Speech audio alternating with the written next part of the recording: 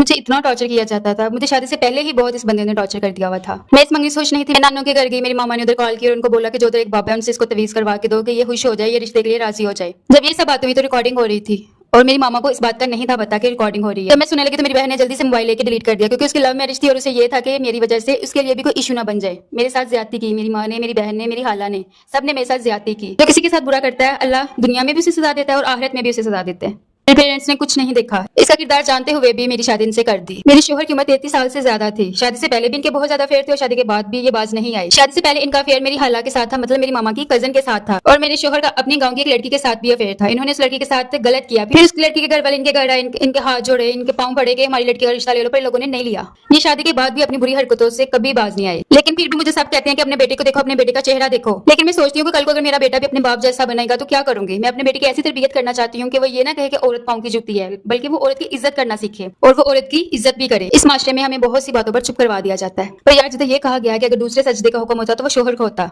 लेकिन उधर ये भी है कि अल्लाह ताला ने कहा है कि औरत के मामले में मुझसे डरो, क्योंकि औरत नाजुक चीज है। पर यह बात कोई भी नहीं सोचता, औरत को डिसरिस्पेक्ट किया जाता है और इनकी फैमिली में ना औरत को पाँव की जूती ही समझा जाता है। इनके बाबा ने कभी इनकी मामा की इज्जत नहीं की, इनके दादा ने कभी इनकी दादी की इज्जत नहीं की, और अब ये मेरी रिस्पेक्ट नहीं करते। ये चीज मैं अपने बेटे को बिल्कुल भी नहीं सिखाना चाहती और इसी वजह से मैं डिवोर्स लेना चाह रही हूँ। मुझे इतना टॉर्चर किया गया है कि मैं एक दिन खुदकुशी करने वाली थी, लेकिन मैं अपने बेटे का सोचती रह गई। मेरी माँ मुझे कहती है कि कल को कहीं और शादी करोगी और वो शख्स अगर इससे भी ज्यादा बुरा हुआ तो तुम क्या करोगी। बस यही कहकर मुझे डरा दिया जाता है। लेकिन मैं कहीं और शादी करना भी नहीं चाहती, मुझे नफरत हो गई है। मैं चाहती हूँ कि मुझे फैमिली से बाहर कोई गाइड करे कि मैं क्या करूँ। सब सोचते हैं कि बेटियां बोझ होती है, बल्कि नहीं यार, बेटियां बोझ नहीं होती। उनको एक बार मौका तो दो, वो सब कुछ कर लेंगी।